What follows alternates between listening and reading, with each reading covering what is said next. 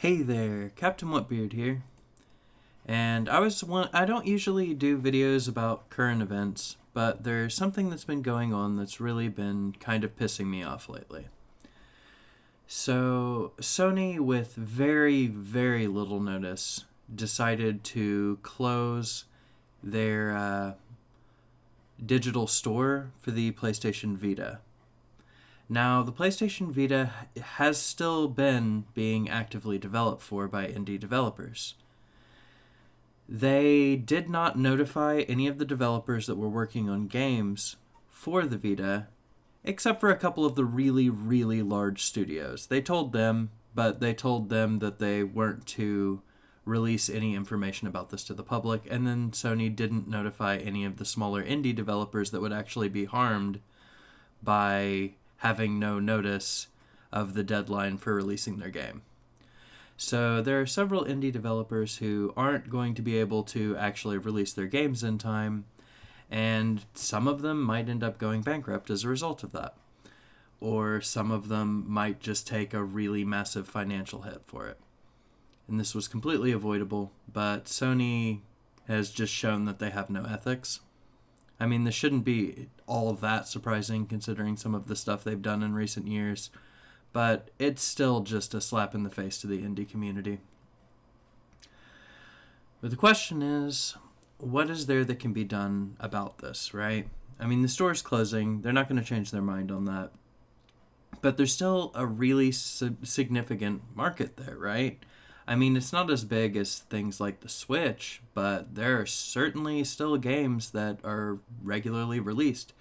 Several were released throughout 2020, and there were a few that have been released in 2021. There were several more really excellent games that were planned to be released. A lot of these developers are trying to meet the deadline, but they only had about 3 months from the point that they found out, and they didn't hear it from Sony. They had to read it online. So that was shitty. But yeah, what can they do? Well, there are a couple things they can do if they want to release their games, and honestly, if they want to release more games after this. So, third-party stores are a thing that absolutely can be done, right? So, the Vita doesn't have the ability out of the box to install custom content, right? You have to download everything from the main PlayStation Store. However, modifying the firmware on your Vita is actually pretty trivial. It's, I would say, honestly easier than it is with a Nintendo Wii, and the Nintendo Wii is basically the standard for easy soft modding. There are just countless guides online. The Vita, its security it's a joke, right? It would take you maybe like 30 minutes to enable custom content. So it's absolutely doable to install something that has not passed through Sony. And most Vita owners at this point have already enabled custom content on their Vitas. So there's a pretty strong mod scene on the Vita that creates unlicensed content, which is completely legal. And there's case law to back that up, that it's legal to create third-party content like this. It's also perfectly legal to run and download and use a third-party store, right? And hosting it should be fine too. A lot of this case law is in regard to Android, because the Google Play Store exists, and that's where you get your Android software. But Google was doing a lot of very complicated stuff. It's kind of a long story, but I'll touch on it a little bit. There are third-party app stores available for Android, such as APK Pure, and several others, but APK Pure is the one that I personally use. One of the other third-party app stores, Google was making it so that Android phones would automatically delete their third-party store if it was detected on an Android phone, right? Because they only wanted you to be able to use their store.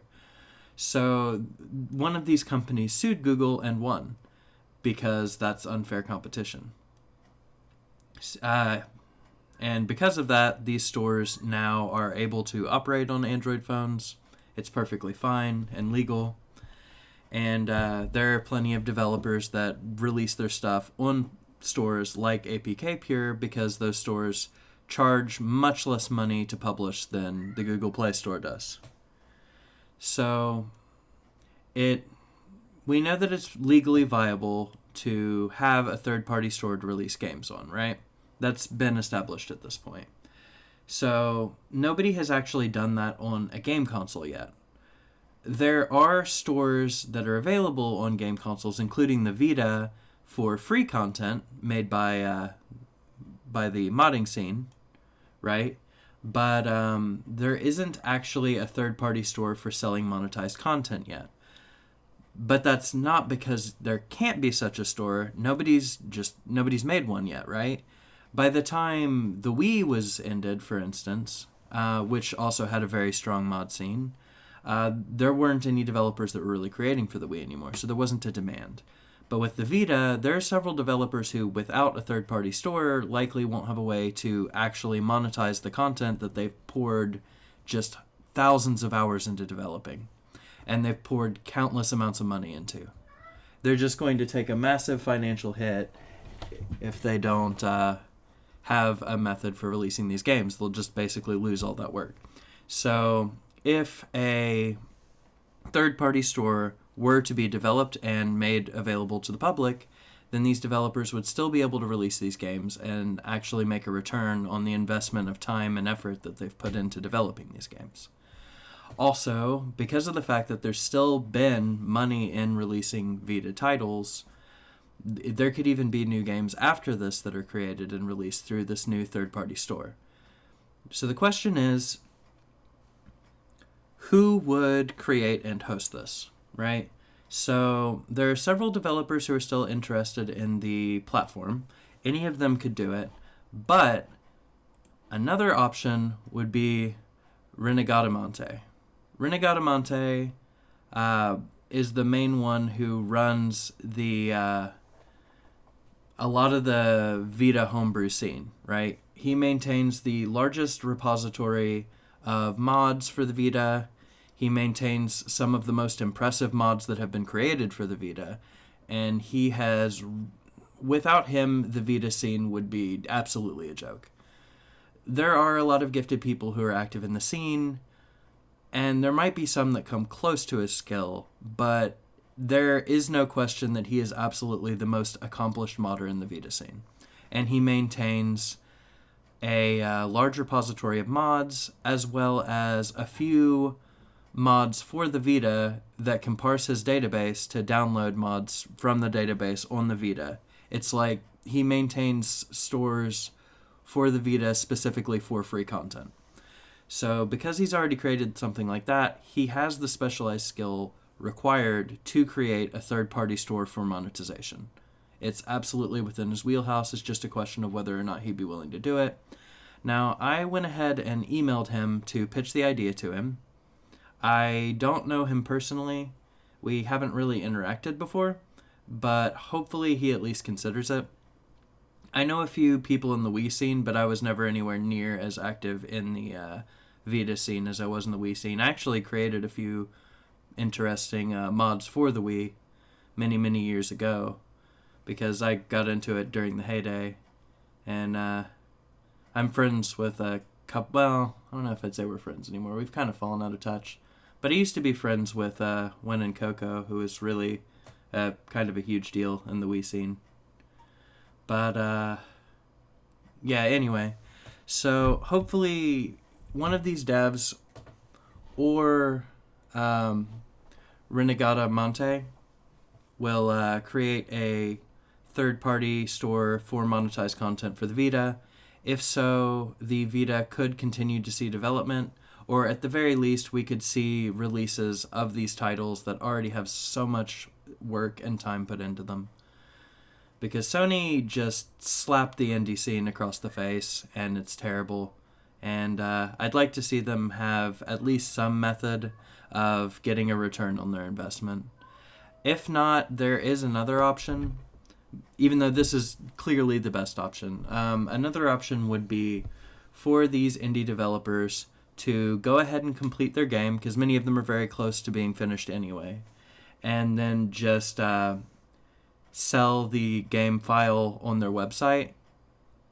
Pretty much everyone who owns Vitas already has their system modded anyway, so they're capable of installing it.